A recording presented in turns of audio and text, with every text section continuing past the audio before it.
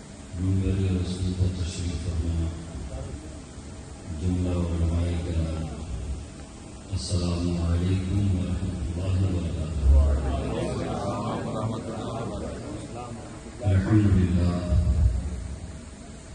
الحمد للہ رب العالمین والعاقبۃ للمتقین سید الانبیاء والمرسلین من کان نبیا وآدم بین الماء والطین سید الکونین امام القبلتین جد الحسن والحسین سید الصابرین وعلی الطیبین الطاہرین وعلى شیخ الاسلام والمسلمین سیدنا عبد القادر محی الدین وعلى سید الاولیاء ولی الہند سیدنا معین الدین وعلى سید ربانی سیدنا نعیم الدین جیلانی رضی اللہ تعالی عنہ اجمعین وعلى آلہ وأصحابہ اجمعین اما بعد اعوذ باللہ من الشیطان الرجیم بسم اللہ الرحمن الرحیم یا ایہا الذین آمنوا ادخلوا فی السلم کافۃ آمنت باللہ صدق اللہ العظیم وصدق رسولہ النبی الامین المتین ونحن على ذلك لمن الشاهدين والشاكرين والحمد لله رب العالمين۔ غوث اعظم ومنی بھی سر ساما مدد قبلہ دین مدد کعبہ ایمان مدد از پہ صدر الافاضل شیخ من بدر منیر کیجیے امداد ہم سب کی یا غوث اعظم نزدگی آمین آمین۔ کچھ عرض و معروض سے قبل نہایت ادب و احترام کے ساتھ اپنے آقا و مولا لمبے لمبے ہاتھوں سے بھیک دینے والے داتا اندھیری قبر میں کام آنے والے آقا حشر کی تپتی ہوئی دھوپ میں جب زبانیں پیاس کی شدت سے باہر آئیں ایسے سنکٹ کے وقت حوض کوثر سے بھر بھر کے جام کوثر پلانے والے آقا سبحان اللہ۔ حشر کے دن جب تمام انبیاء والمرسلین اذهبوا الی غیرک کہہ کے کسی اور کے پاس جانے کا اشارہ کر دیں ایسی جاکنی کے عالم میں انا لہا کا مدعے جانفزا سنانے والے آقا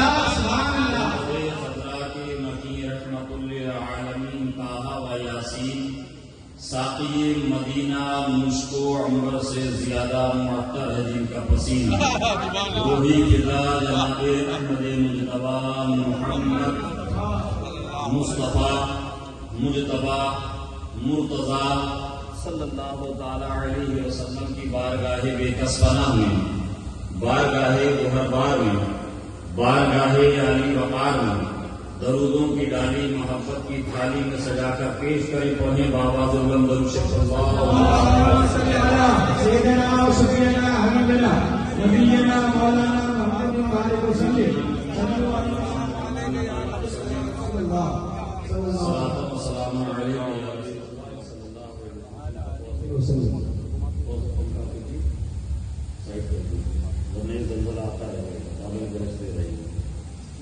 ایک مرتبہ اور بابا سے بلند جھوم جھوم کر درود پاک کا نذرانہ پیش کریں اللہم صلی علی سیدنا و سیدنا حبیبنا نبینا مولانا محمد بارک وسلم صلی اللہ علیہ وسلم۔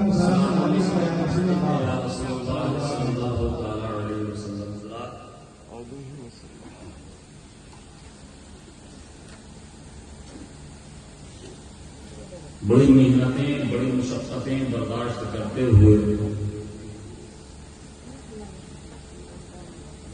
اور تقریباً 250 کلومیٹر کے بائی روڈ سفر کو اپناتے ہوئے آپ کے دریائے محبت میں پہلی بار حاضری کی سعادت میسر آئی۔ محترم المقام حضرت علامہ مولانا حافظ و قاری جمال الدین ظفر صاحب مصباحی، جو کہ ایک عرصے دراز سے آپ کے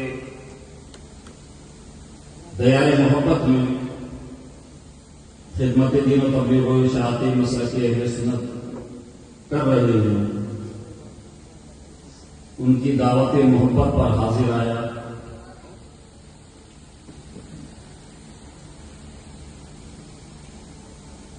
آپ یقین مانیے کہ مسلسل سفر کرنے کی وجہ سے کئی دن سے طبیعت ٹھیک نہیں تھی اور آنے کا ارادہ مکمل طور پر آج ملتوی کر دیا تھا۔ ممبر رسول ہے جہاں میں بیٹھا ہوں، یہ محفل رسول ہے جہاں آپ بیٹھے ہیں۔ سمجھ رہے ہیں؟ یہاں مبالغہ آئی اور ادھر ادھر کی باتیں کرنے کا میں عادی نہیں ہوں، جو بات ہے سچی کہتا ہوں۔ ایک جملہ تھا جو میرے کانوں تک پہنچا، ڈائریکٹ نہیں انڈائریکٹ۔ میں اپنی ساری تکلیفیں بھول کر یہاں چلا آیا۔ کیا بات! وہ جملہ بھی انشاءاللہ میں بتاؤں گا، ایسی بات نہیں۔ جب اتنا بتا دیا تو آپ بھی سوچیں کہ حضرت تک کیا بات پہنچ گئی، وہ سسپینس بھی میں ختم کر دوں گا۔ آج کی محفل پاک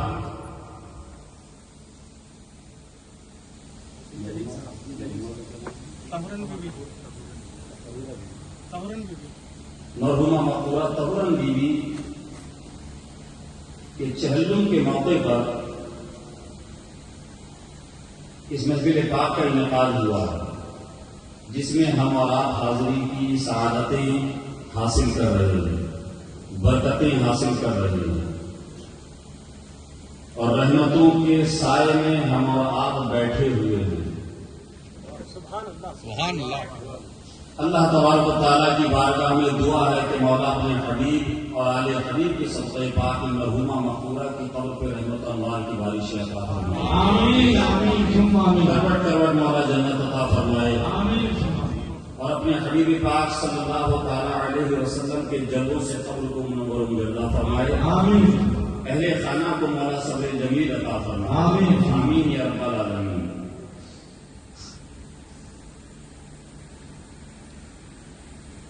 بہت کچھ آپ نے سن لیا، مجھ سے کہا گیا تھا کہ 12:30 سے 1 بجے تک حضرت انشاءاللہ تبارک و تعالیٰ جلسے کا اختتام ہو جائے گا، صلاۃ و سلام پڑھ دیا جائے گا۔ تقریباً 1:40 پر مجھے مائک ملا ہے۔ اب جب میں نے اتنی تکلیفیں برداشت کی ہیں تو تھوڑی دیر تو مجھے بھی کچھ کہنے کا حق حاصل ہے۔ ہماری شرم ہے، سننا چاہتے ہیں؟ ایسی بار آپ کی عنایت مجھے نہیں پتا، میں دیکھ رہا تھا بہت دیر سے۔ مامون رشید نیمی نے بہت اچھی نعتیں اور منقبتوں کے ملے جلے اشعار پڑھے، حافظ جمال الدین ظفر صاحب نے بڑا ہی مختصر مگر ایک عالمانہ خطاب کیا۔ واہ واہ، بے شک بے شک۔ ایک عالمانہ خطاب آپ نے سماعت کیا۔ ایک عالم اور صوفی کی شان، اور دونوں اپنے اپنے جگہ پر بہت بہت بلند ہیں، دونوں کے مرتبے بہت بلند ہیں۔ آپ نے بہت اچھے سے سماعت کیا، میں سمجھ نہیں پا رہا تھا کہ آپ کے یہاں کا ماحول اور مزاج کیا ہے۔ اگر آپ کا یہی سنجیدگی سے سننے کا مزاج ہے تو ویلکم ہے، اسی طریقے سے سنجیدگی کے ساتھ آپ سنیے اور آداب محفل کو بجا لائیے۔ اس محفل پاک کے جو آداب ہیں،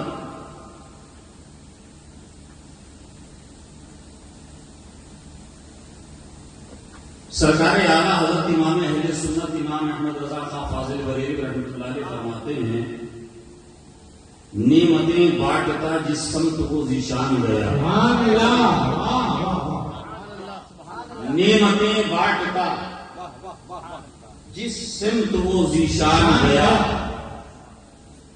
ساتھ ہی منشی رحمت کا قلم دان گیا، ساتھ ہی منشی رحمت کا قلم دان گیا۔ اور اعلیٰ حضرت فرماتے ہیں آج لے ان کی پناہ، آج مدد مانگ ان سے، آج لے ان کی پناہ، آج مدد مانگ ان سے، پھر نہ مانیں گے قیامت میں اگر مان گیا۔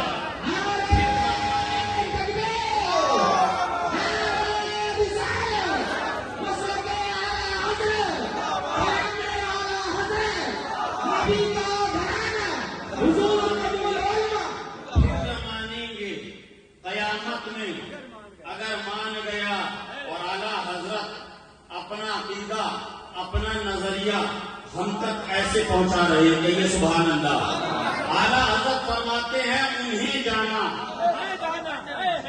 انہیں جانا، انہیں مانا، انہیں جانا، انہیں مانا، نہ رکھا غیر سے کام، للہ الحمد میں دنیا سے مسلمان۔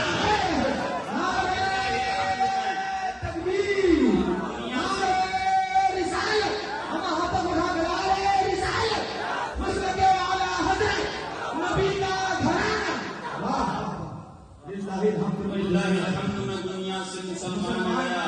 اور آخر میں اعلیٰ حضرت کا عشق بول کر کہتا ہے جان و دل ہوش و خرد سب تو مدینے پہنچے، جان و دل ہوش و خرد سب تو مدینے پہنچے، تم نہیں چلتے رضا سارا تو سامان گیا، تم نہیں چلتے رضا سارا تو سامان گیا۔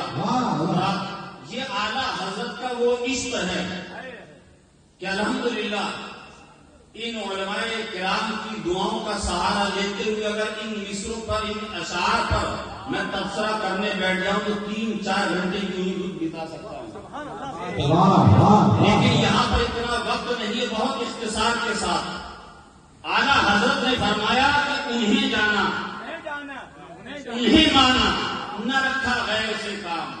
ابھی پچھلے ہفتے آپ نے دیکھا پوری دنیا میں خبر بہت تیزی کے ساتھ وائرل ہوئی، عابد جنید صاحب، پوری دنیا کے اندر ایک ویڈیو وائرل ہوئی سویڈن سے۔ کیا تھا؟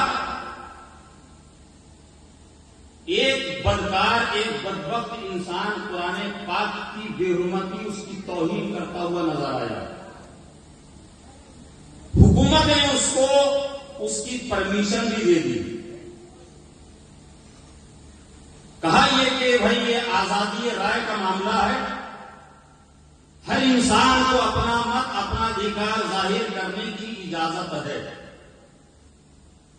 ہم سویڈن میں ہوئے قرآن پاک کی اس بے حرمتی اور قرآن پاک کی عظمتوں کو جو یہ پامال کرنے کی کوشش کی گئی ہے، ہم اس منبر رسول سے اس کی بھرپور طور پر مذمت کرتے ہیں، جی بے شک ہم مذمت کرتے ہیں۔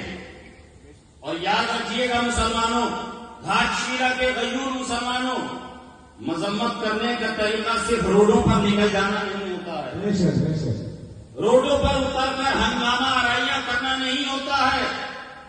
یہ فتنے جو آج آپ اور ہم دیکھ رہے ہیں، چاہے وہ قرآن پاک کی شان، قرآن پاک کی عظمتوں کو پامال کرنے کی ہو، یا پھر دین متین میں کچھ تحریک کرنے کی کہ ان کے اغراض و مقاصد ہو، یا ان کے اعلانات ہوں، یا ان کے ایجنڈے ہوں، یہ آج کوئی نئے نہیں ہے، یہ کوئی آج نیا ان کا طریقہ نہیں ہے، یہ بہت پہلے سے یہ کرتے چلے آ رہے ہیں۔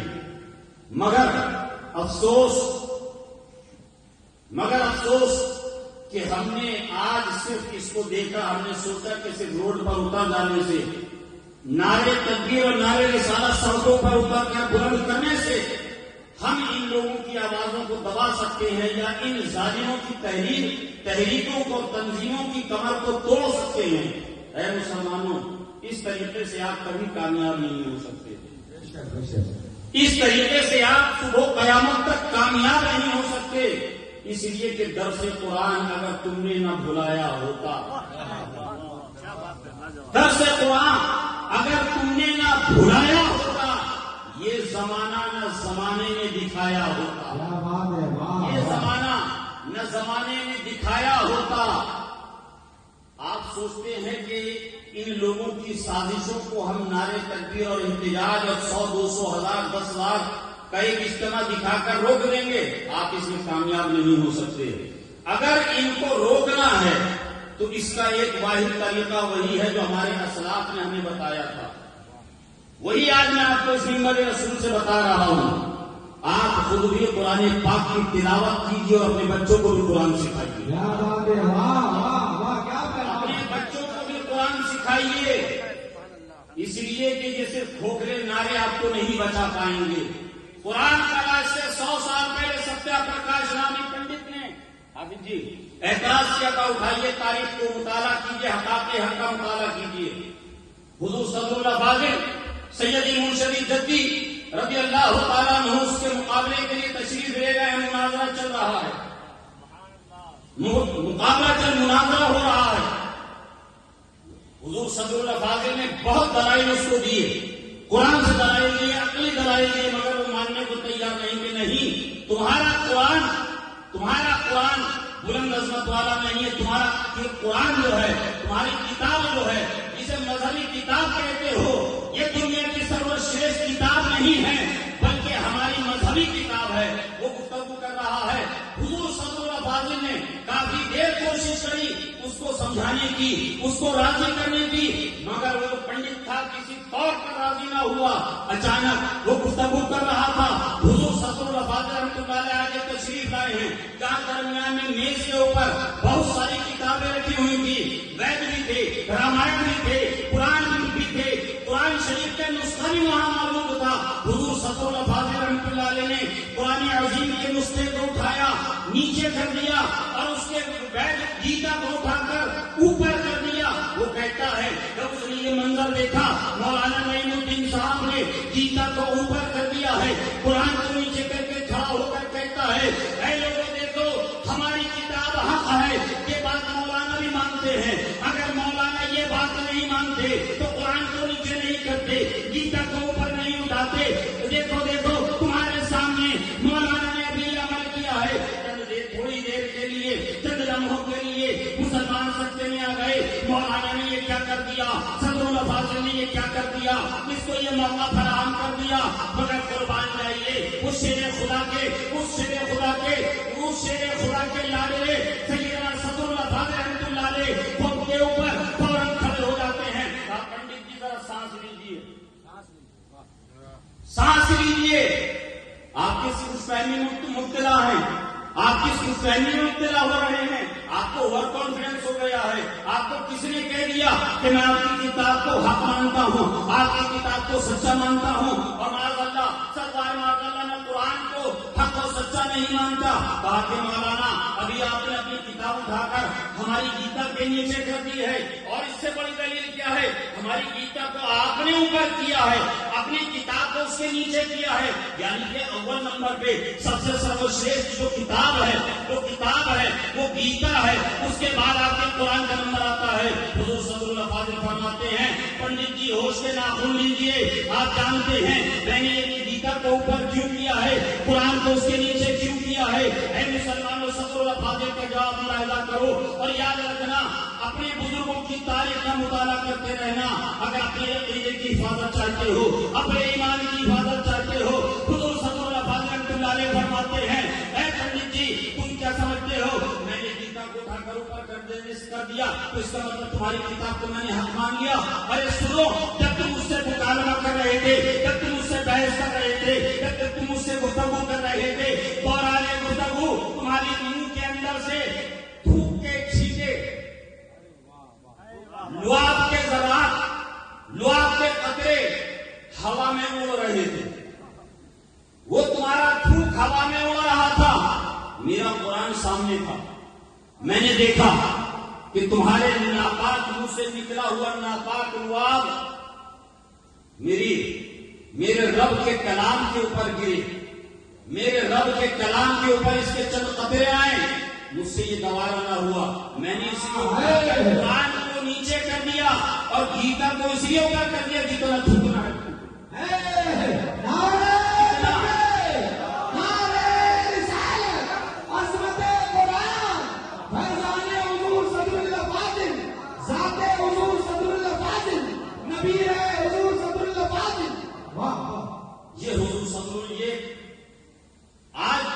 جو پروپیگنڈا جو چل رہا ہے اور جو اس طریقے کے حالات آپ کو جو نظر آ رہے ہیں، میں نے قرآن عظیم کی آیت مقدسہ کی تلاوت کا شرف حاصل کیا، رب تبارک و تعالیٰ ارشاد فرماتا ہے یا ایھا الذین آمنوا ادخلوا فی السلم کافہ، اے ایمان والو اللہ سے ڈرو، اللہ سے ڈرو اور اسلام میں پورے داخل ہو جاؤ، اسلام میں پورے داخل ہو جاؤ۔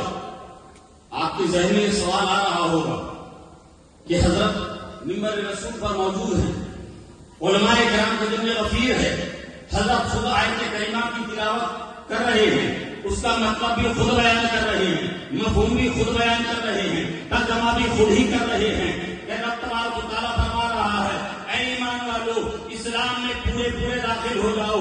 رب تبارک و تعالیٰ نے ہمیں ایمان والا کہا، رب تبارک و تعالیٰ نے ہمیں ایمان والا کہا، جب ہم ایمان والے ہیں، جب رب تبارک و تعالیٰ نے ہمیں ایمان والا کہہ کر مخاطب فرمایا تو اب اسلام میں پورا داخل ہونے کا کیا مطلب ہے؟ اسلام میں پورا داخل ہونے کا کیا مطلب ہے؟ اس کا مدعا کیا ہے؟ حضرت آپ تو خود ہی مطلب بیان کر رہے ہیں، آپ تو خود ہی ترجمہ بیان کر رہے ہیں، پر میرے دوستو ایس گھاٹ شیلا کے غیر مسلمانوں صرف ایک مثال دے کر بات کو آسان کر کے آپ کے ذہنوں میں اتارنے کی کوشش کرتا ہوں۔ مولانا جمال الدین ظفر صاحب آپ کے محلے میں ایک زمانے سے ہیں، آپ کے علاقے میں زمانے سے خدمت انجام دے رہے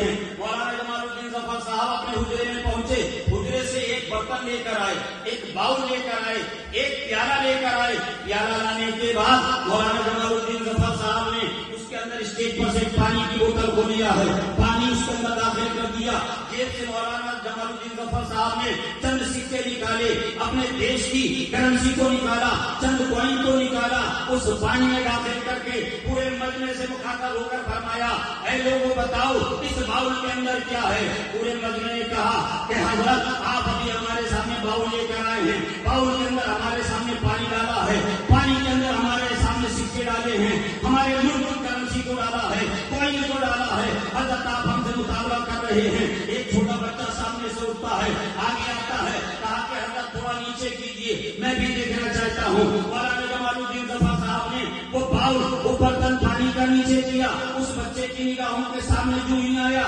اس نے جھٹ سے ہاتھ ڈالا، پانی کے اندر ہاتھ کو داخل کیا اور پانی میں جو سکے ڈالے تھے ان کو نکال کر کہا حضرت دیکھیے پانی کے اندر سکے ہیں، پانی کے اندر سکے ہیں۔ وہیں دور کھڑے ہوئے حافظ جنید رضا صاحب یہ سب معاملہ دیکھ رہے تھے۔ حافظ جنید صاحب نے کہا بچہ بڑا ہوشیار ہے، مجمع بڑا ہوشیار ہے، قریب پہنچے، کہا مولانا جمال الدین ظفر صاحب اب آپ کا کام ختم ہو گیا، یہاں سے میرا کام شروع ہو گیا، اس لیے میرا نام جنید رضا حبیبی ہے، میں حضور مجاہد ملت کا غلام ہوں، یہاں سے میرا کام شروع ہو گیا۔ جیب میں ہاتھ ڈالا، ایک پڑیا نکالی، پڑیا کو کھولا، اس پانی کے اندر ڈالا، لوگوں نے دیکھا اس پانی کے اندر حافظ جنید رضا حبیبی صاحب نے ایک رنگ کی پڑیا نکال کر ڈال دیا، اس کو پانی میں بڑھیا سے ہلا دیا۔ ہم مجلس سے مخاطب ہو کر کہتے ہیں حافظ جنید رضا حبیبی صاحب کے لوگوں ابھی مولانا جمال الدین ظفر صاحب نے پانی کو گب کے اندر چند سکے ڈالے تھے، آپ کے سامنے ڈالے تھے، ایک بچہ آتا ہے وہ پانی کے اندر ہاتھ ڈالتا ہے، ان سکوں کو لے کر چلا جاتا ہے، سکے پانی کے اندر تھے مگر انسیف تھے، سکے پانی کے اندر تھے مگر غیر محفوظ تھے۔ اے لوگوں میں نے دیکھا ایک لمحے کے اندر وہ چھوٹا سا بچہ سکے لے کر چلا گیا۔ اب میں پورے مجمع کو مخاطب ہو کر یہ چیلنج دیتا ہوں اور سب لوگوں سے یہ مطالبہ کرتا ہوں آپ لوگ میرے قریب آئیے کہ جو بھی ٹیک استعمال کر سکتے ہیں، جو بھی حلوہ استعمال کر سکتے ہیں، جو بھی ٹیکنیک استعمال کر سکتے ہیں، میں نے جو آپ کے سامنے پانی کو رنگ میں داخل کیا ہے میں نے جو رنگ کو پانی کے اندر داخل کیا ہے آپ میں سے کوئی بھی سمجھدار آدمی آ جائے اور ان دونوں کو جدا کر کے دکھا دے تمام کا تمام مجمع ایک بیک سوال ہو کر کہتا ہے حافظ جنید رضا حبیبی صاحب آپ بھی عجیب سوال کرتے ہیں پورا مجمع کیا پورے گھاٹ شیلا اور ٹاٹا جمشید پور کے لوگ مل کر جھارکھنڈ کے لوگ مل کر بھی اگر چاہے پانی سے رنگ کو جدا نہیں کر سکتے اس لیے پانی رنگ میں اور رنگ پانی میں سما چکا ہے دونوں ایک دوسرے میں شامل ہو چکے ہیں اس لیے اب ہم اس کو جدا نہیں کر سکتے ہم نے کہا بات سمجھ میں آ گئی رب تبارک و تعالیٰ ارشاد فرماتا ہے اسلام میں ایسے داخل ہو جاؤ یہود چاہے تو نہ نکال سکے یہود چاہے تو نہ نکال سکے مجوسی چاہے تو نہ نکال سکے نصرانی چاہے تو نہ نکال سکے دنیا کی طاقتیں مل کر ایک جگہ ہو جائے تمہیں اسلام اور پیغمبر اسلام سے جدا کرنا چاہے ان تمام طاقتوں کی کمر ٹوٹ جائے مگر تمہارا اسلام سے نہ کرے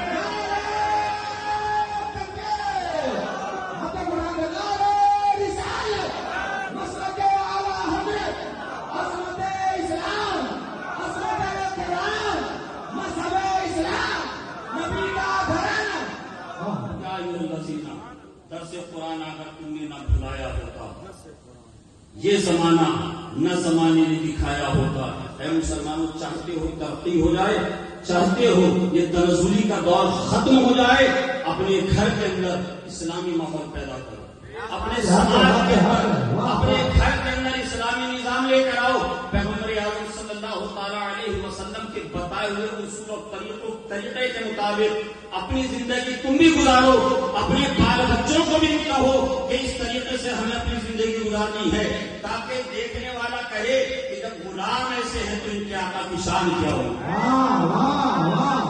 غلام ایسے ہیں تو آقا کی شان کیا ہوگی ابھی آپ نے بہت کچھ سماعت کیا ابھی پیر مرید کے بارے میں آپ کو بتاؤں جب مجھے پتا چلا حافظ جمال الدین ظفر صاحب نے کہا اگر حضرت کی طبیعت میں اس لائق نہیں ہے سفر نہیں کر سکتے ہیں حافظ جنید رضا حبیبی صاحب کوئی بھی سید صاحب کوئی بھی پیر صاحب مگر گھاٹ شیلا ضرور لے کر جانا ہے گھاٹ شیلا ضرور لے کر جانا ہے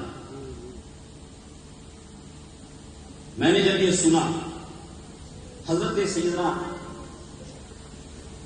غریب نواز رضی اللہ تعالیٰ عنہ کا زمانہ پاک مجھے یاد آیا یہ سبحان اللہ اجازت ہو تو سنا دوں یہ مولانا جمال الدین ظفر صاحب الحمدللہ اگرچہ ماشاءاللہ زرد رنگ کی داڑھی مہندی لگائے ہوئے آپ سمجھ رہے ہوں گے کہ 60-70 سال کے ہو گئے ہیں بزرگ ہو گئے ہیں بزرگی تو آ گئی ہے مگر وہ عمر والی بزرگی نہیں ہے جو کہ عموماً آتی ہے کیونکہ ہم حافظ جمال الدین ظفر صاحب کو بچپن سے دیکھ رہے ہیں اور ان کا بچپن حضور فدائے ملت رحمۃ اللہ علیہ کی بارگاہ میں گزرا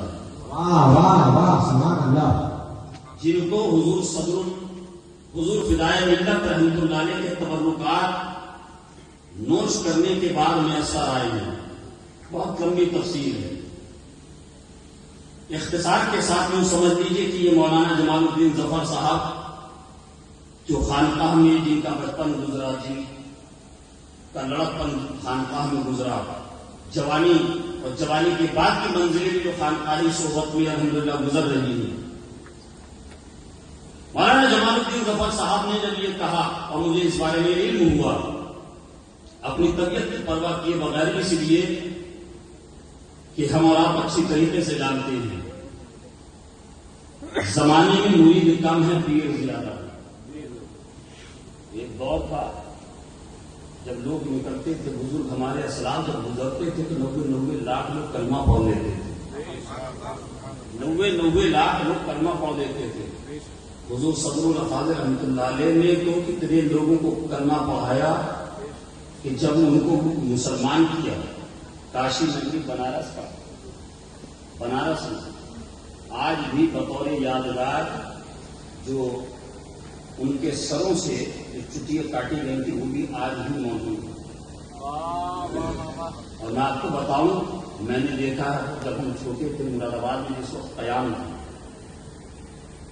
سیمنٹ کے برابر بستے جو ہوتے تھے شاید شکر وغیرہ کے کس چیز کے ہوتے تھے وہ کئی بستے یہ برسات کے موقع پر وہ پھولتے تھے اور ان کو پھیلا دیا جاتا تھا دھوپ دکھانے کے لیے. آپ اندازہ کیجئے کہ ایک بستے میں کتنے لوگوں کا ہوگا, کتنے لوگوں کی گواہی میں بستہ دے رہا ہوگا. آج ایک چیز اور میں اس اسٹیج پر سے گھاٹ شیلا میں کہنا چاہتا ہوں, تھوڑا سا ہمیں ممبر رسول کے اور محراب ممبر کے جو وارثین ہیں ان کو اپنا طریقہ خطبہ کو اپنا انداز بیان بدلنا پڑے گا. ہم جس دور میں جی رہے ہیں جہاں کمپٹیشن کا زمانہ ہے, ہم ممبر پر کھڑے ہو کر حضور نے چاند کو 2 ٹکڑے کر دیا. میرے نبی نے سورج کو اشارہ کیا تو ڈوبا ہوا سورج پلٹ کر آ گیا. میرے آقا نے درختوں کو اشارہ کیا تو درخت زمین کا سینہ چیرتے ہوئے آ گئے. سرکار نے نگاہ رحمت ڈال دی تو ابو جہل کی مٹھی میں کنکریاں بولنے لگی. یہ معجزات میرے نبی کے. یہ ہم بیان کریں کس کے سامنے؟ اگر کوئی نان مسلم ہو اس کے سامنے کریں تو وہ تو ہمارے مذہب کو مانتا ہی نہیں. اس کو کیا مطلب؟ اس کو کیا مطلب چاند 2 حصوں میں ہو یا 4 ٹکڑوں میں ہو جائے, سورج ایک بار آئے روزانہ آئے, سینہ زمین کے کو چیرتے ہوئے درخت آئے یا نہ آئے, اس کو اس سے کیا مطلب؟ سرکار غوث اعظم رضی اللہ تعالیٰ عنہ نے کمبی کہہ کے مردوں کو زندہ کر دیا, اس کو کیا مطلب؟ وہابی تو اولیاء کو مانتے ہی نہیں. حضور غوث اعظم نے فرمایا دھوبی کپڑے دھونے والے سے قبر میں سوال ہوگا, کہہ دیا غوث پاک کا دھوبی. یہی سنایا جاتا ہے نا ہمارے یہاں, یہی سنایا جاتا ہے غوث پاک کا دھوبی. انگلیوں سے چشمے جاری ہو گئے, مرغا بریانی. ہم نے کبھی حضور غوث پاک رضی اللہ تعالیٰ عنہ کی سیرت پاک سے ان کرامتوں کے علاوہ وہ دور نہیں بتایا کہ جب حضور غوث پاک رضی اللہ تعالیٰ عنہ جب چھوٹی کم سنی کے عالم میں اپنی والدہ کی بارگاہ سے بغداد شریف جیلان آئے ہیں علم دین حاصل کرنے کی. بغداد شریف جب علم دین حاصل کرنے کے لیے کیا وعدہ کیا تھا؟ کیا وعدہ کیا تھا؟ والدہ نے کیا کہا تھا؟ بیٹا عبد القادر کیسی سخت ترین مشکل گھڑی آ جائے نو کے زبان پر جھوٹ نہیں آنا چاہیے. یہی سنا ہے نا. حضور غوث پاک رضی اللہ تعالیٰ عنہ فرماتے ہیں زمانہ طالب علمی میں جو 40 دینار میرے آستین کے اندر سلے ہوئے تھے, جو جامع کی آستین میں کتے کی آستین میں میری والدہ نے سیے تھے, میں نے بغداد پہنچنے کے بعد جب وہ تمام کے چوروں نے میرے ہاتھ پر توبہ کر لی, میں نے بغداد آ کر وہ تمام پیسہ فقراء میں تقسیم کر دیا. واہ واہ, زندہ باد زندہ باد. یہ میں لفظی نہیں کر رہا ہوں. سیرت غوث پاک کو پڑھیے, بہجت الاسرار کو پڑھیے, سمجھ رہے ہیں تو آپ کو پتا چلے گا کہ آپ کے دادا پیر کی شان کیا ہے. کیا بات ہے, واہ واہ. آپ کے دادا پیر کی شان اور مرتبہ کیا ہے. حضور سرکار غوث پاک فرماتے ہیں زمانے طالب علمی میں کئی دن تک بھوکا رہتا تھا اور صرف علم دین حاصل کرتا تھا. کیا بات ہے, واہ. علم دین حاصل کرتا تھا. جب بھوک برداشت کے باہر ہو جاتی تھی, میں کسی سے مانگتا نہیں تھا کہ 2 روٹیاں دے دو, 10 روپے دے دو, چند دینار دے دو. حضور غوث پاک فرماتے ہیں کہ میں بغداد کی آبادی کے باہر کھنڈرات میں چلا جاتا تھا جہاں بغداد کے لوگ بچا ہوا کھانا رکھ کر جاتے تھے. بغداد کے لوگ گھروں کا بچا ہوا کھانا رکھ کر جاتے تھے کہ چرندے پرندے کھا لیں گے. حضور غوث پاک فرماتے ہیں چند سوکھی روٹیوں کے ٹکڑے اٹھاتا, پانی میں بھگوتا, میں ان کو کھا لیتا. میں کھا لیتا. جب تھوڑی سی راحت مل جاتی مسلسل روزہ رکھتا, میں مسلسل روزے رکھتا. اتنے روزے رکھے, اتنی عبادتیں کری, اتنی ریاضتیں کری. اعلیٰ حضرت فرماتے ہیں قسمیں دے دے کے کھلاتا ہے پلاتا ہے, قسمیں دے دے کے کھلاتا ہے پلاتا ہے تجھے پیارا اللہ تیرا چاہنے والا ہے. کی شان ہے. حضور غوث پاک کے بارے میں مشہور ہے کہ آپ جو لباس استعمال کرتے تھے اس دور کے بادشاہوں کو میسر نہیں آتا تھا. سنا نہیں کہ چور گھسا ہے گھر میں؟ کسی کے گھر میں چور آتا ہے کیا ڈھونڈتا ہے؟ گولڈ ڈھونڈتا ہے، سلور ڈھونڈتا ہے، کیش ڈھونڈتا ہے، قیمتی سامان ڈھونڈتا ہے۔ آپ کے گھر سے کوئی لنگی لے کر گیا، آپ کی کوئی کرتا لے کر گیا، جینس لے کر گیا؟ کوئی نہیں کہہ سکتا لے کر گیا۔ اس لیے اس کو معلوم ہے اس کی قیمت بازار میں کیا ہو، یہ تو بالکل عام چیز ہے، کامن ہے، یہ کوئی بہت قیمتی بیش قیمتی چیز نہیں ہے۔ مگر حضور غوث اعظم کی ان کے مکان کے اندر چور آ رہا ہے سرکار غوث پاک کا لباس لینے کے لیے۔ وہ جانتا ہے کہ اگر حضور غوث پاک کا لباس مل گیا تو اس سے مجھے اتنا منافع ہوگا، اتنا پیسہ میرے پاس آ جائے گا، مہینوں بیٹھ کر کھاتا رہوں گا۔ یہ حضور غوث پاک کی شان ہے۔ مگر جب حضور غوث پاک رضی اللہ تعالیٰ عنہ واز کرنے کے لیے بیٹھتے، یہاں پر علماء کرام موجود ہیں، آپ نے سنا ہوگا کہ جب خشیت الہی پر آپ بولتے، اس قدر بولتے، لوگوں پر ایسی گریہ تاری ہوتی کہ حضور سرکار غوث پاک کی جب محفل اختتام ہوتی تو کئی کئی جنازے وہاں سے اٹھائے جاتے، کئی کئی جنازے وہاں سے اٹھائے جاتے تھے۔ آج ہمارے یہاں جیسے تفریق آقا اللہ ماشاء اللہ ایک ٹرینڈ بن گیا ہے، ایک تفریح کا ایک سامان بن گیا ہے کہ جائیں گے فلاں صاحب کی دھواں دار لچھے دار خطابت ہوگی، فلاں شاعر آ رہے ہیں بڑے مترنم آواز کے ساتھ ہمیں کلام سنائیں گے اور ہم محظوظ ہوں گے۔ اس کے بعد آپ اپنے گھر، ہم اپنے گھر، نہ کہنے والے پر اثر نہ سننے والے پر کوئی اثر۔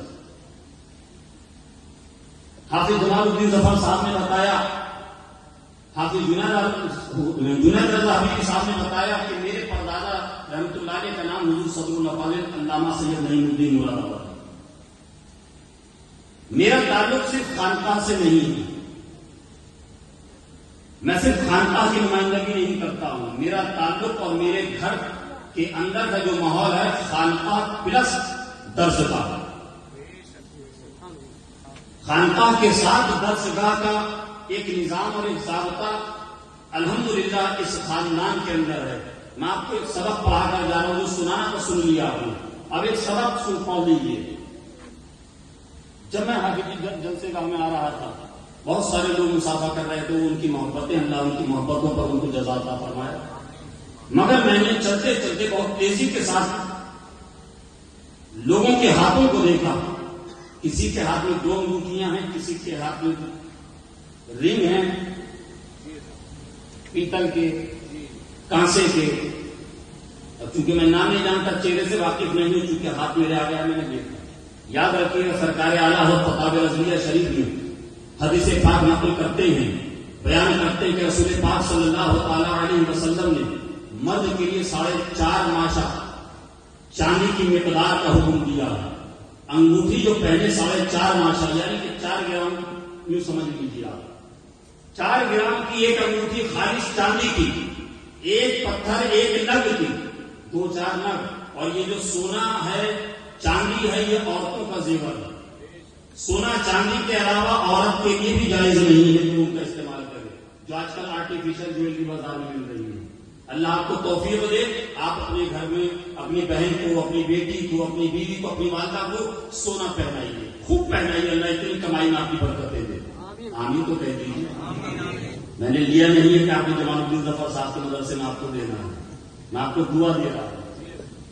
اللہ آپ کو اتنا عطا فرمائے، اتنا عطا فرمائے کہ آپ اپنی بہن بیٹی اہلیہ کو، والدہ کو سر سے لے کر پاؤں تک گاڑی حلال کمائی سے کما کر اتنا زیور پہنائیں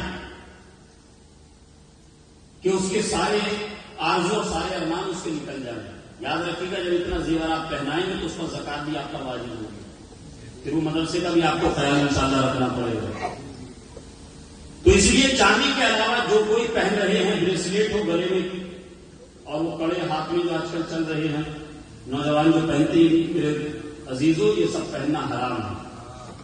میرے آقا پیغمبر اعظم صلی اللہ علیہ وسلم نے ارشاد فرمایا ہے، یہ سونا جو مرد پہنتے ہیں یہ ان کے لیے جائز نہیں، یہ جو دھاتو پہنتے ہو یہ عذاب قبر کا باعث بن جائے گا۔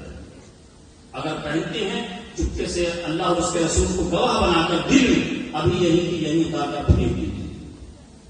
تو میں یاد کر رہا تھا کہ آج جو ماحول چل رہا ہے، ہم حضور نے چاند کو واپس پلٹا، چاند کو 2 حصوں میں تقسیم کیا، سورج کو پلٹایا، شجر دوڑتا ہوا بارگاہ مصطفیٰ میں آیا۔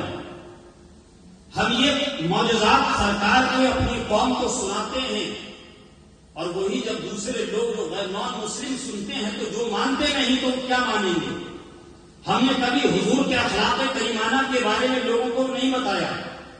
ہم نے والدین کے ساتھ شفقت کرنے کا جو حضور نے ضابطہ اور طریقہ ہمیں بتایا، ہم نے وہ کبھی نہیں بتایا۔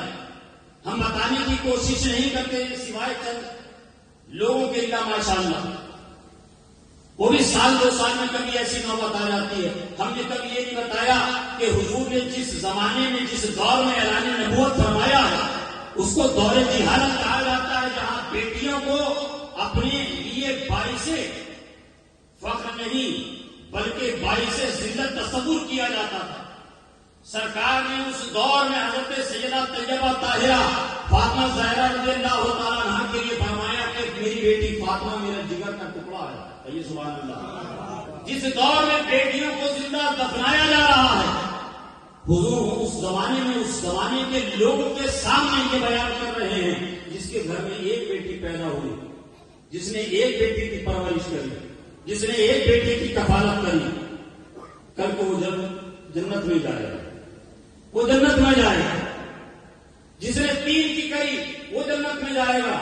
ہم نے حضور کے معجزات بتائے، حضور کی سیرت کے ان حصوں کو حضور نے جنگ میں دشمنوں کے ساتھ کیسے اخلاق اور کیسے ان کے اوپر اپنے فضل اور اپنے کرم اور عنایات کی جو رمزم بارشیں موسلادھار برسائی ہیں، ہم یہ نہیں بتاتے ہیں۔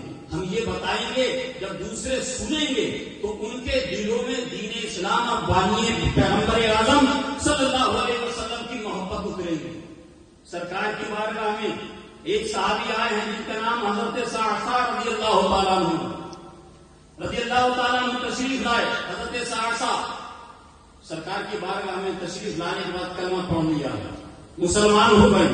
عرض کرتے ہیں یا رسول اللہ صلی اللہ تعالیٰ علیہ وسلم، اگر آپ اجازت دیں تو میں آپ سے ایک بات پوچھنا چاہتا ہوں۔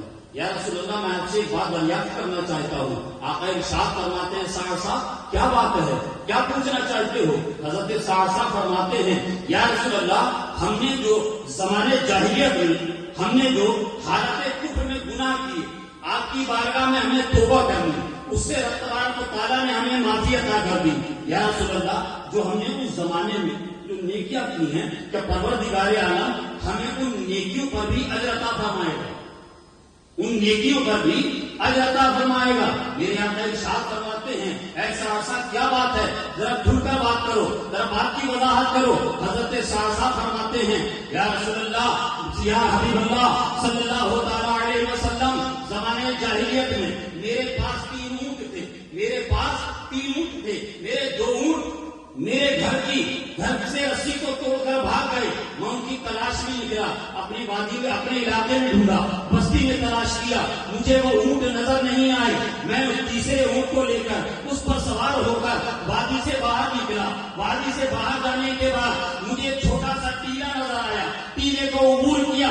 وہاں پر میں نے دیکھا ایک چھوٹے سے درخت کے نیچے ایک معمر شخص بیٹھا ہوا ہے، ادھیڑ عمر کا انسان بیٹھا ہوا ہے، اس کے سامنے میرے وہی 2 اونٹ چل رہے ہیں۔ میں اس کے قریب گیا، میں نے جا کر کہا اے بندہ خدا، یہ 2 اونٹ جو چل رہے ہیں یہ دونوں میرے ہیں، تھوڑی دیر پہلے میرے گھر سے بھاگے ہیں، یہ تیرے پاس آ گئے ہیں۔ وہ اس نے کہا، حضرت سعصع فرماتے ہیں اس نے نگاہ بھر کر مجھے دیکھا، پھر نگاہ نیچے کر کہا میں نے کب دعویٰ کیا ہے کہ یہ اونٹ میرے ہیں؟ اے اللہ کے بندے، اگر یہ اونٹ تیرے ہیں تو لے کر چلا جا۔ حضرت سعصع فرماتے ہیں جب اس نے مجھ سے یہ کہا میری جان میں جان آ گئی، اس لیے کہ میری کل کمائی وہی تھی، میرے پاس وہی 3 جانور تھے جس میں سے 2 اس کے اختیار میں آ چکے تھے۔ وہ کہتا ہے لگتا ہے کافی دور سے آ رہے ہو، سفر طے کر کے آئے ہو، بھوک کا وقت ہے، بھوک کی تمازت ہے، آؤ ذرا درخت کی چھاؤں میں بیٹھو، تھوڑا سا پانی پی لو۔ حضرت سعصع فرماتے ہیں یا رسول اللہ، اس نے مجھے ٹھنڈا مشکیزے سے پانی پیش کیا، اور صرف پانی نہیں پیش کیا بلکہ اپنے مشکیزے سے برتن سے نکال کر، تھیلی سے نکال کر میرے آگے کھجوریں بھی پیش کر دی۔ بڑا کریم انسان تھا، بڑا شخصیت انسان تھا، بڑا دوستانہ رویے کا انسان تھا۔ یا اس نے مجھے پانی کے ساتھ کھجوریں پیش کی. میں نے جب کھجوریں کھائیں، پانی پیا، جب میرے دم میں دم آیا ہے، جب میرے حواس باقی جب میرے حواس ٹھیک ہوئے ہیں، تو میں نے اس سے کہا اے انسان، اے شخص، تو یہاں کیا کر رہا ہے؟ وہ کہنے لگا یہ اس پڑوس میں مکان دکھ رہا ہے، یہ میرا مکان ہے، میں اسی مکان کا مالک ہوں، اس کے اندر میری بیوی ہے جو کہ امید سے ہے. اب سے تھوڑی دیر کے بعد ہمارے یہاں پر بچے کی ولادت ہونے والی ہے. حضرت ساسا فرماتے ہیں اچھا تو تم کیا کرو گے؟ تم یہاں کس لیے بیٹھے ہو؟ کہا میں اس لیے بیٹھا ہوں، کیا گھر والوں نے آ کر یہ بتایا بیٹا پیدا ہوا ہے، میں مٹھائیاں بانٹوں گا، بیٹا پیدا ہوا ہے میں خوشی مناؤں گا، بیٹا آیا ہے میں اس کا جشن مناؤں گا، بیٹا آیا ہے تو میں اس پر مبارکبادیاں وصول کروں گا. اور حضرت ساسا فرماتے ہیں اگر بیٹی کی خبر ہوئی، کہا کہ اگر بیٹی کی خبر آئی تو میں بیٹی کو لے جا کر زندہ دفن کر دوں گا. اس سے پہلے میں کئی بیٹیوں کو لے جا کر زندہ دفن کر چکا ہوں. حضرت ساسا فرماتے ہیں یا رسول اللہ، جب میں نے اس کی زبان سے یہ جملہ سنا بیٹیوں کو زندہ دفن کر دے گا، اگرچہ عرب کا کلچر تھا، زمانے جاہلیت میں عرب کا طریقہ تھا، وہ بیٹیوں کو زندہ دفن کر دیتے تھے، مگر میں نے جب یہ سنا، جب اس کے جملے میرے سماعتوں سے ٹکرائے، میرے دل میں اترے، میرا دل بیٹھنے لگا، میں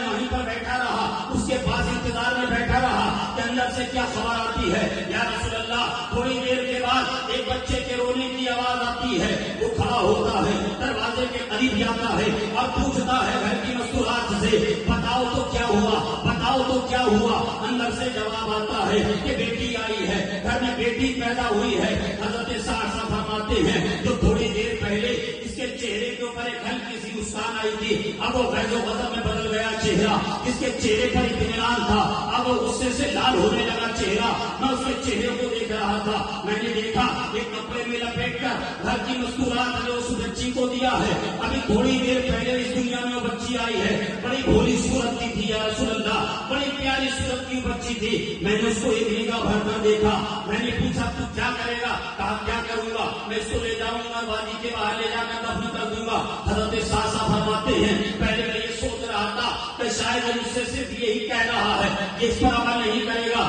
مگر اس کا چہرہ، اس کے تیور، اس کا لہجہ دیکھ کر یا رسول اللہ مجھے یہ یقین ہو گیا کہ اپنی بیٹی کو چھوڑے گا نہیں، لے جا کر دفن کر دے گا. حضرت ساسا فرماتے ہیں یا رسول اللہ، میں نے اس کے پاس یہ پیشکش رکھی، یہ میں اپنی بیٹی کو مجھے دے دو، تم کو اس کو لے جا کر یوں بھی دفن کر دو گے، تمہارے کسی کام کی نہیں ہے، تمہارے کسی مطلب کی نہیں ہے، تم یہ بچی مجھے دے دو، پر اس کے بدلے میں یہ جو میرے 2 اونٹ آئے تھے تمہارے پاس ان کو لے لو. وہ انسان جب یہ سنتا ہے تو مسکرا کے کہتا ہے ایسا میں 2 اونٹوں کے بدلے نہیں بلکہ 3 اونٹوں کے بدلے بیٹی دوں گا. حضرت ساسا فرماتے ہیں میں نے کہا کہ ٹھیک ہے میں تیسرا اونٹ بھی دے دوں گا، مگر مجھے تھوڑی دیر کی مہلت چاہیے، اپنا کوئی قاصد، اپنا کوئی جوان میرے ساتھ بھیجو، مجھے گھر پہنچا کر یہ اونٹ واپس وہاں سے لے کر چلا آئے. حضرت ساسا فرماتے اس نے ایک نوجوان کو دیا تو میرے ساتھ میرے گھر تک گیا، اونٹ سے نہ اترا، اس کی اونٹ کی لگام اس کے ہاتھ میں دے دی،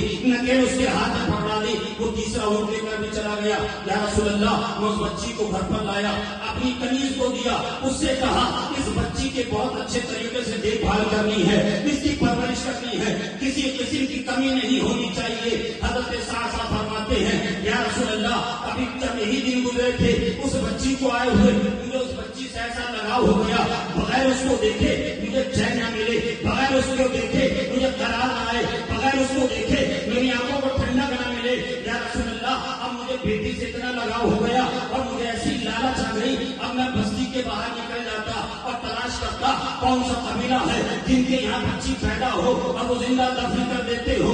یا رسول اللہ، میں اس قبیلے میں جاتا، اس بچی کے باپ کے پاس جاتا، اس قبیلے کے لوگوں کے پاس جاتا، ان کو 3 اونٹ دیتا اور بچی کو گھر لے کر آ جاتا، 3 اونٹ دیتا اور لے کر آ جاتا.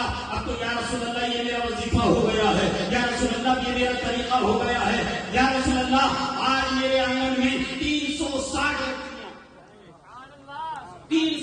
بچیاں الحمدللہ یا رسول اللہ میرے آنگن میں کھیل رہی ہیں. میں سفر سے آتا ہوں، میں تجارت کر کے آتا ہوں، دور و دراز کے سفر سے آتا ہوں، تھکا ہوا ہوتا ہوں، جسم چور چور ہوتا ہے تھکاوٹ سے، مگر جب میں گھر آتا ہوں ایک بچی آ کر میرے پیروں سے چمٹ جاتی ہے، ایک آ کر میرا دامن پکڑ لیتی ہے، ایک آتی ہے میرے ہاتھ کو پکڑ لیتی ہے، دوسری آتی ہے میرے کندھوں سے چمٹ جاتی ہے، کوئی میری داڑھی سے کھیلتی ہے، کوئی میرے بالوں سے کھیلتی ہے، کوئی میرے پیشانی کا بوسہ لیتی ہے، کوئی میرے سینے پر کھیلتی ہے۔ یا رسول اللہ، جب میں ان بچیوں کو اس طریقے سے مسکراتا ہوا دیکھتا ہوں، جب ان کو کھیلتا ہوا دیکھتا ہوں، جب ان کو خوش ہوتے ہوئے دیکھتا ہوں، میری ساری تکلیفیں دور ہو جاتی ہیں، میری ساری تکلیفیں کافور ہو جاتی ہیں۔ یا رسول اللہ، میں نے جو یہ نیکی کری ہے، کیا رب تبارک و تعالیٰ مجھے اس پہ اجر عطا فرمائے گا؟ سبحان اللہ، اجر عطا فرمائے گا۔ آج یہ اس دور میں ہم جی رہے ہیں جہاں بیٹی بچاؤ بیٹی پڑھاؤ کا نعرہ چل رہا ہے، مگر کتنی بیٹیاں پڑھ رہی ہیں اور کتنی بیٹیاں بچ رہی ہیں یہ آپ بھی جانتے ہیں، ہم بھی جانتے ہیں۔ آئے دن اخباروں کی سرخیاں بنی ہوئی ہیں، کہیں فریج کے اندر سے نکل رہی ہیں، کہیں کوکر کے اندر سے نکل رہی ہیں، کہیں سوٹ کیس سے ان کو نکالا جا رہا ہے۔ آج یہ ہمارے معاشرے کا حال ہے۔ کیا وجہ ہے؟ کیا وجہ ہے کہ آج ایسا ہو رہا ہے؟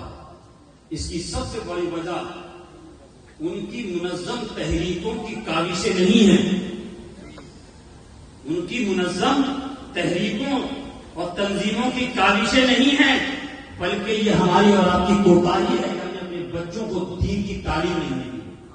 آپ کو یہ ایکسپٹ کرنا پڑے گا، اعلیٰ تعلیم کے نام پر کالج اور یونیورسٹی تک بھیج دیا، دنیا کی تعلیم، دنیا کا نصاب اتنا پڑھا دیا، انگریزی کی پڑھا دی تو آکسفورڈ میں جا کر پروفیسر بن گئے، مگر دین اتنا بھی نہ سکھایا کہ باپ کا انتقال ہو جائے تو 3 مرتبہ سورہ اخلاص پڑھ لے، ایک بار سورہ فاتحہ پڑھ لے۔ بڑے افسوس کی بات ہے اے مسلمانوں، بارگاہ مصطفیٰ میں جب حضرت سعد رضی اللہ تعالیٰ عنہ نے یہ رضا پیش کیا، یا رسول اللہ، یہ میں نے جو نیکیاں کی تو اللہ تبارک و تعالیٰ مجھے اس پر اجر عطا فرمائے گا۔ میرے آقا ارشاد فرماتے ہیں، اے سعد، یہ انہی بچیوں کی پرورش کا نتیجہ ہے کہ پروردگار عالم نے تجھے جہنم کے بھڑکتے ہوئے شوروں سے نکال کر جنت کا پروانہ عطا کر دیا۔ اسلام کے دامن میں تجھے پہنچا دیا ہے، میری بارگاہ میں تو آ گیا ہے۔ اس لیے مسلمانوں، اپنے بچوں کو ڈاکٹر بنائیے، انجینئر بنائیے، اعلیٰ سے اعلیٰ تعلیم دلائیے، ضرورت ہے، مگر سب سے پہلے ان کو اسلامی کلچر، تہذیب اور قرآن کی تعلیم دلائیے، قرآن کی تعلیم دلائیے، اس لیے کہ یہ بیسک چیزیں جب آپ کے بچوں کو بچپن سے مل جائیں گی اور اس کے بعد آپ انشاءاللہ دنیا کے کسی کونے میں بھیج دیجیے ان کو، اللہ اس کے حبیب نے چاہا تو نہ ان کا کوئی عقیدہ خراب سکتا ہے، نہ ان کا کوئی عقیدہ خراب کر سکتا ہے، نہ کوئی ان کا ایمان ڈوب سکتا ہے، نہ وہ اسٹریپ جو آج کل چل رہا ہے، نہ اسٹریپ پر بچیاں ہماری شکار بن سکتی ہیں۔ مسلمانوں، اپنے گھروں میں اسلامی نظام پیدا کرو۔ اور ایک آخری بات کہتے اپنی گفتگو تمام کرتا ہوں، آپ نے دیکھا ہوگا جب آپ گھر میں آتے ہیں، آفس سے آتے ہیں، دکان سے آتے ہیں، فیکٹری سے آتے ہیں، کارخانے سے آتے ہیں، آنے کے بعد بچوں سے پوچھتے ہیں کہ بیٹے ٹیوشن گئے تھے کہ نہیں گئے تھے، پرائیویٹ گئے تھے کہ نہیں گئے تھے، اسکول گئے تھے کیسا رہا، فلاں کام کے لیے ذمہ داری لی تھی کیسا رہا۔ آپ نے یہ سب کچھ ان سے پوچھا، آپ نے کبھی ان سے شاید کسی یہ سوال کیا ہو، بیٹے بتاؤ عصر کی نماز آج تم مسجد پڑھنے گئے تھے کہ نہیں گئے تھے؟ صبح تو کالج میں تمہارا تھا، 2-3 بجے کالج سے آئے، ظہر کا تو وقت کالج میں نہیں ملا ہوگا، یہ بتاؤ کیا تم نے آنے کے بعد عصر کی نماز پڑھی تھی؟ میرے بچوں، رات میں بیٹھ کر جب دسترخوان پر سب لوگ بیٹھے ہیں، آپ ہوں، آپ کی اہلیہ ہوں، آپ کی بیوی ہوں، آپ کی والدہ ہوں، آپ کی بہن ہوں، آپ کے بچے ہوں، دسترخوان لگا ہو، کھانا سامنے ہو، سارے بچوں کو کہیے، پورے پریوار کو کہیے ہم کھانا بعد میں کھائیں گے، اس نعمت کو رب کی بعد میں استعمال کریں گے، پہلے قاسم نعمت کی بارگاہ میں درود و سلام کا ہدیہ پیش کریں گے۔ 11 21 21 بار اگر درود شریف کا وظیفہ بنا لیں رات کو دسترخوان پر، 1 منٹ 1.5 منٹ کا وقت لگے گا، آپ جو سالن برتن میں نکالیے گا اس کی بھاپ ختم نہیں ہوگی، آپ کا وظیفہ مکمل ہو جائے گا۔ اس کا صلہ اور نتیجہ یہ ہوگا، آپ کے بچوں کو وہ جو ماحول ملے گا محبت رسول کا، ان کے سینوں میں سرکار کی محبت پیوست ہو جائے گی، وہ کسی کا شکار نہیں بن پائیں گے۔ یہ شکایت ہے کہ ہمارے علماء کچھ کرتے نہیں، ہمارے قائدین کچھ کرتے نہیں۔ آپ دیکھیے پوری دنیا کے اندر اگر آپ کے حق میں کوئی آواز اٹھانے والی کوئی قوم ہے، کوئی برادری ہے، تو وہ علماء کی قوم اور علماء کی برادری ہے۔ یہ نائبین مصطفیٰ ہیں جو پوری دنیا میں اپنے اوپر سارے ظلم جھیل لیتے ہیں، سارے مقدمات اپنے اوپر، سارے کیس اپنے اوپر، اپنی روزی روٹی کی پرواہ کیے بغیر آپ کو حق بات پہنچاتے ہیں، قرآن و سنت کے احکام پہنچاتے ہیں۔ جو عمل کرنے والے ہیں وہ عمل کر کے اپنی زندگی میں چار چاند لگا دیتے ہیں، جو بدعمل ہیں وہ ان علماء کی بھی تحقیر کرتے ہیں، علماء کی شان میں گستاخیاں کرتے ہیں، بدعملی کی سزا ان کو ملے گی۔ ادھر نائب مصطفیٰ کی توہین، ان کی تذلیل کرنے کا جو عذاب ان کو ملے گا اگلی 7 پیڑھیوں میں ان کے یہاں کوئی آدمی دین پیدا نہیں ہوگا۔ یہ میں نہیں کہہ رہا ہوں، یہ آقا نے ارشاد فرمایا ہے۔ علماء کی توہین سے صوفیہ فرماتے ہیں، فقہاء فرماتے ہیں جو علماء کی توہین سے بچو، ان کی دشمنی سے بچو۔ ایک عالم کی توہین کرو گے 7 پیڑھیوں میں تمہارے یہاں کوئی عالم دین پیدا نہیں ہوگا۔ اللہ کسی عالم کو پیدا نہیں کرے گا، اس لیے کہ علماء کی شان تو یہ ہے کہ یہ جس بستی سے گزر جائیں اس بستی کے قبرستان سے 40 دن کے لیے عذاب اٹھا لیا جاتا ہے۔ ان کے قدموں کی برکت ہے۔ ابھی انہوں نے ان کے حق میں دعا نہیں کری، یہ صرف آئے اور گزر گئے 40 دن۔ اس لیے مسلمانوں اپنے یہاں علماء کی ضیافت کا اہتمام کیجیے، علماء اہل سنت کی خدمت کیجیے، ان کا بھرپور تعاون کیجیے، اس لیے کہ سب سے سستی، سب سے کم بجٹ میں اگر ہندوستان میں کوئی سیلری پر زندگی گزارنے والا کوئی ہے تو وہ علماء کرام ہیں۔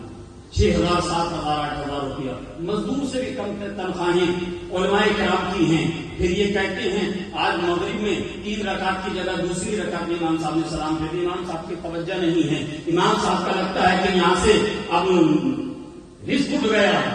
آپ نے یہ امام صاحب سے نہیں پوچھا کہ امام صاحب آج حافظ جمال صاحب 10-12 سال صاحب یہاں خدمت کر رہے ہیں، الحمدللہ آج تک آپ سے ایسا نہیں ہوا، آج آپ کو ایسی کون سی ٹینشن ہو گئی، آپ کو ایسی کون سی فکر لاحق ہو گئی جس کی وجہ سے آج آپ نے دوسری رکعت میں سلام پھیر لیا۔